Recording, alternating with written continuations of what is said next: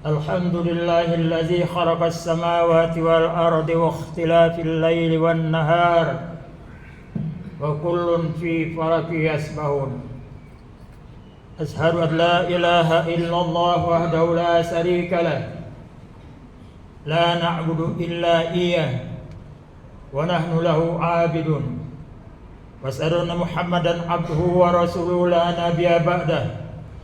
Allahumma shalli ala sayyidina Muhammad sayyidil mursalin wa ala alihi wa sahbihi ajma'in. Usikum ibadallah wa iyaya bittaqwallah faqad fazal muttaqun. Ittaqullaha haqqa tuqatih wa la tamutunna illa wa antum muslimun. Qala Allah ta'ala fil Qur'anil azim. A'udzu billahi minasy syaithanir rajim. Bismillahirrahmanirrahim. Ya ayyuhallazina amanu udkhulu fis-silmi kaffah wa la tattabi'u khutuwatis syaitan innahu lakum aduwwum mubin. Shadaqallahul azim.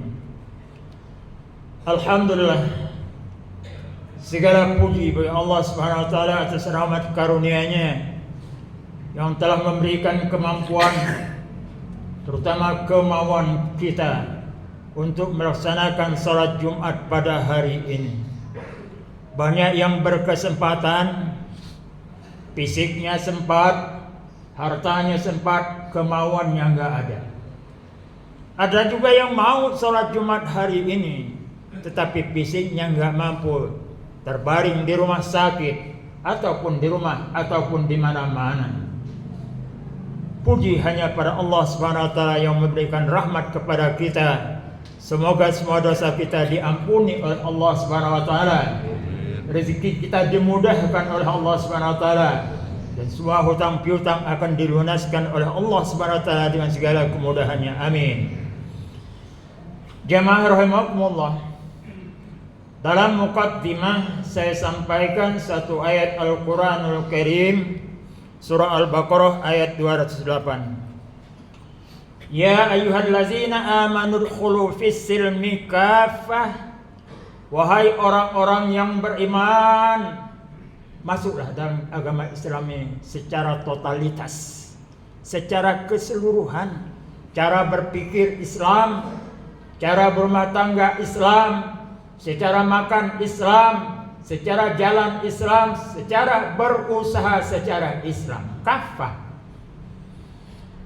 Ada yang sudah terlambat baru masuk Islam, mungkin karena mau nikah, dan mungkin karena ada sesuatu hal setelah dia dewasa mendapatkan hidayah Allah untuk masuk Islam.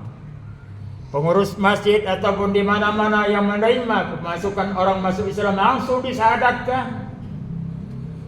Lupa dengan suatu hadis Rasulullah SAW, malam yahtatin, siapa yang belum disunat, lam tasihu sahadatahu, enggak diterima syahadatnya.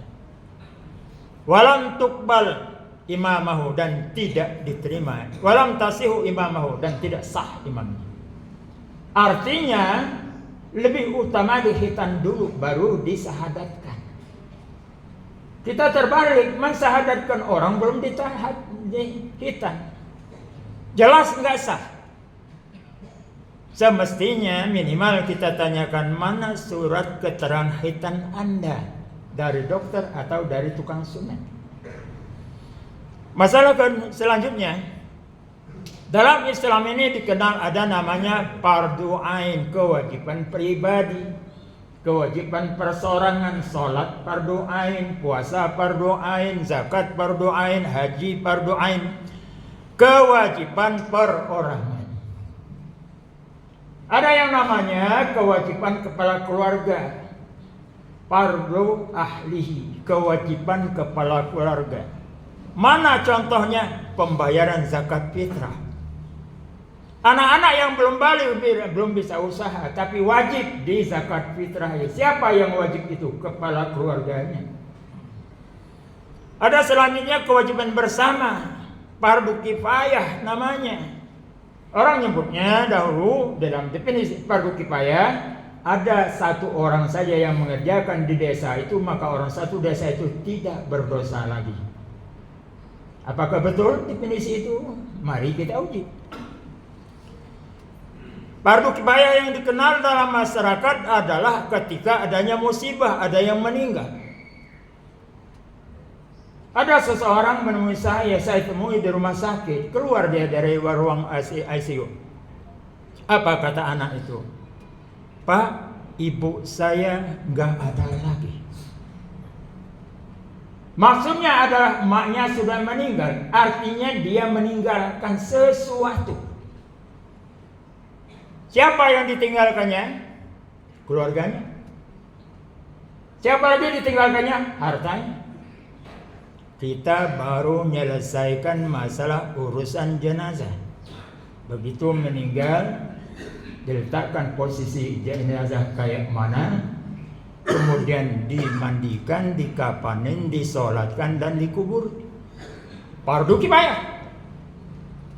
Adapun malam pertama, malam kedua, malam ketiga, malam 7, malam 40 takziah, bukan lagi fardu kifayah.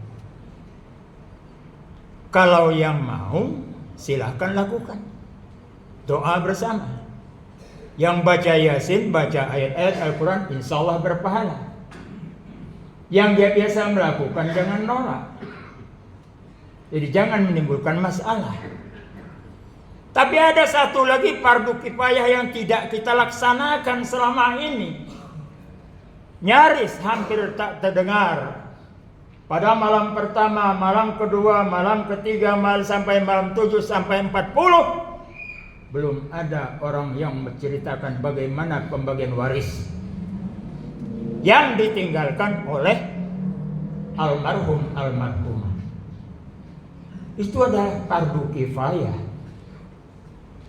Sehingga terjadi bentrok dalam keluarga, adik-beradik berantem, ada yang ke pengadilan, ada yang pakai tombak, pakai rencong, pakai badik dan sebagainya. Susah menyelesaikan. Sebagaimana kata Rasulullah sallallahu alaihi wasallam,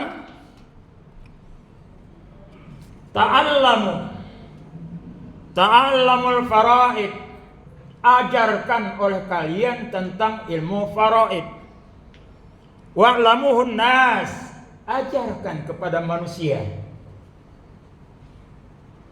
Fa innahu nisful ilmi. Sesungguhnya ilmu faraid itu adalah 50% dari semua ilmu pengetahuan nilainya.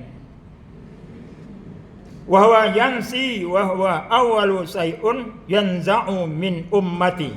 Rawahu Ibnu Majah, Al-Hakim dari Abu Hurairah, hadis sahih di hadis Jami' Sahih. Ajarkan ilmu faraid dan ajarkan kepada manusia. Sungguhnya ilmu faraid itu adalah separuh dari segala ilmu, dan dia adalah terlupakan. Dia adalah pertama sekali yang dilupakan oleh umatku. Ada hukumnya dalam Al-Quran, tapi tidak dilaksanakan oleh umatku, kata Rasulullah.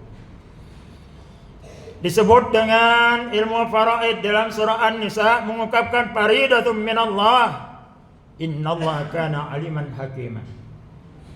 Allah tetapkan, dan itu adalah dari Allah. Sesungguhnya Allah Subhanahu wa taala Maha mengetahui dan Maha bijaksana. Itu sebut orang ilmu faraid. Ada yang namanya ilmu tirkah. Tirkah artinya ditinggalkan. Lirrijali nasibum mimma tarakal walidani wal aqrabun. Walin nisa'i nasibum mimma tarakal walidani wal aqrabun. Firman Allah Subhanahu wa taala dalam surah An-Nisa ayat 7. Bagi laki-laki mendapatkan sebahagian dari apa yang ditinggalkan oleh kedua orang tuanya dan daripada kaum kerabatnya. Dan wanita juga mendapatkan sebagian dari apa yang ditinggalkan oleh kedua orang tuanya dan kerabatnya. Kita berlaku juga hukum faraid, ilmu tirkah. Tapi kalau wanita yang meninggal nyaris tak terdengar yang membagikan ilmu faraid ini, yang membagikan harta peninggalan. Padahal hak laki-laki dan hak perempuan itu sama di mata Allah Subhanahu wa taala. Ada yang menyebutnya ilmu waris. Fa illam takun lahu walad wa warisahu abawahu fali umhi sulus. Dalam surah An-Nisa ayat 11 mengatakan, jika perempuan itu tidak mempunyai anak laki-laki, maka warisnya untuk bapaknya adalah 1/3 bagian. Jamaah rahimahumullah, kita sudah melaksanakan takziah.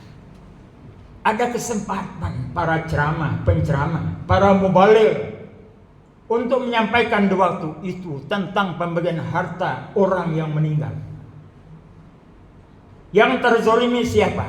Terutama anak yatim. Yang namanya anak yatim adalah anak belum balik, tak mengerti apa-apa. Ketika emaknya meninggal, dia tidak mendapat bagian harta. Ataupun bapaknya yang meninggal, dia tidak mendapatkan harta dari peninggalan orang tuanya. Siapa yang makannya? Yang hidup. Mungkin kakaknya, mungkin saudaranya, mungkin emaknya.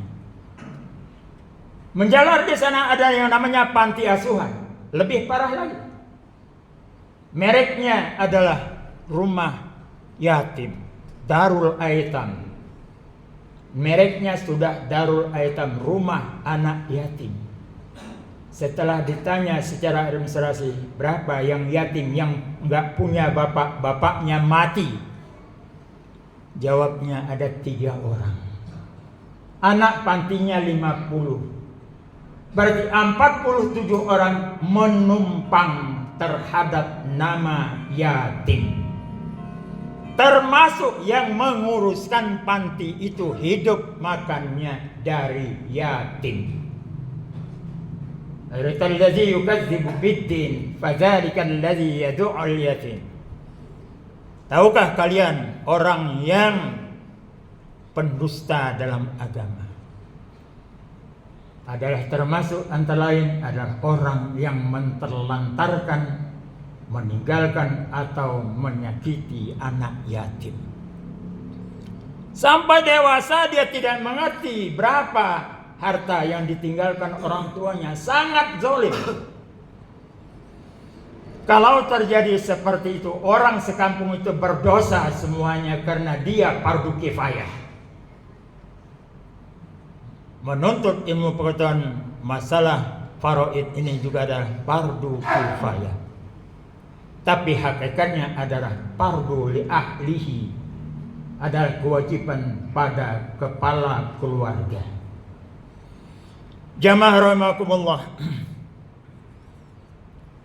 Rasulullah SAW berpesan setelah ayat Al-Quran itu turun, Inna Allah azza wa jalla qad a'ta kullu zi haqqin haqqahu fala wasiyata liwarisin, rawal khamsah illa Nasa'i. Hadis ini diriwayatkan para ahli ulama ilmu hadis kecuali An-Nasa'i. Dari kutubus sittah 6 ulama hadis terbesar, hanya 1 yang tidak meriwayatkan, yaitu An-Nasa'i. Apa maksudnya hadis? Apa terjemahannya? Demi sesungguhnya Allah Subhanahu wa taala azza wa jalla qa'ata kullu zi haqqin haqqahu.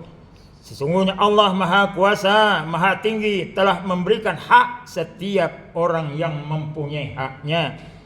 Fala wasiyata liwarisin, tidak ada wasiat untuk ahli waris. Yang terjadi pada kita sebelum meninggal sudah diwasiatkan, mobil itu punya anak tua, rumah itu punya anak bungsu, yang itu punya sianu, yang itu punya sianu, waris. Ahli waris semua. Tidak sah hukum wasiat kepada ahli waris. Jelas itu. Justru yang sudah ngerti kita tidak sah, itu pula yang kita lakukan. Kalau kita mau hibah kepada anak sebelum kita meninggal, buatkan suratnya langsung kali tanah, ganti sertifikatnya, balik nama dengan nama anak kita supaya tidak sengketa ya ini. Apalagi istri kita meninggal, hartanya tidak dibagikan, anak kita belum dibagi, kita juga belum dibagi. Kawin lagi kita dengan istri muda.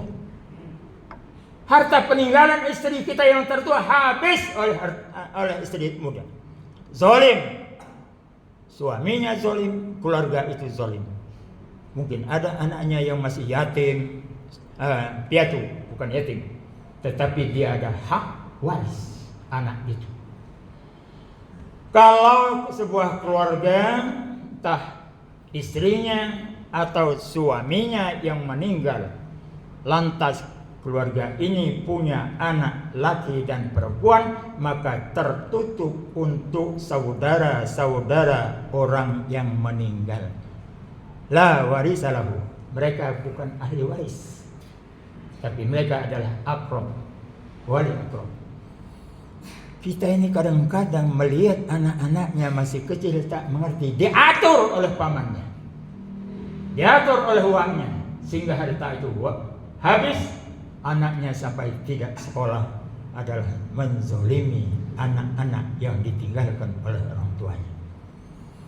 Jamaah rahimakumullah, sadar atau tidak sadar, saya punya kewajiban menyampaikan wajib hukumnya supaya di akhirat saya tidak dituntut. Silahkan belajar tentang pembagian harta waris. Kalau dulu tokoh kita ada di Lampung ini adalah Profesor Dr. Damro Khair di Lampung, satu-satunya doktor ahli waris. Walaupun biasanya beliau dapat pasien nggak mau pusingan, nggak mau ribet, suruh menghadap saya. Pergilah ke Nawawi sana untuk pembagian waris. Memang ribet.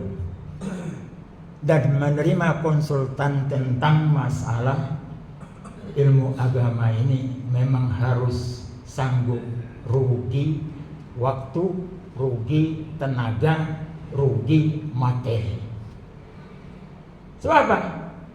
Pada umumnya kalau orang konsul tentang ilmu agama, dia datang, yang memberikan atau seorang konsultannya harus rugi menyediakan air minum, air teh, kue dan sebagainya. Selesai pulang terima kasih, untung nggak berantem di ruangan itu kalau dia waris. Beda dengan konsultan ilmu-ilmu yang lain. Apalagi konsul ilmu pertanian, konsul masalah bangunan dan sebagainya, ada tarif. Kalau ilmu agama tidak ada tarif. Mudah-mudahan saja orang yang mengerti tentang ilmu agama, menyebarkan agama itu akan mendapatkan imbalan di akhirat kelak. Barakallahu li wa lakum bil Qur'anil azim. Wa nafa'ani wa iyyakum bima fihi minal ayati wa zikril hakim. Wa taqabbal minni wa minkum tilawatahu innahu huwas samiul alim. Aqulu qawli hadza wa astaghfirullahal azim li wa lakum wa lisairil muslimina wal muslimat fastaghfiruhu innahu huwal ghafurur rahim.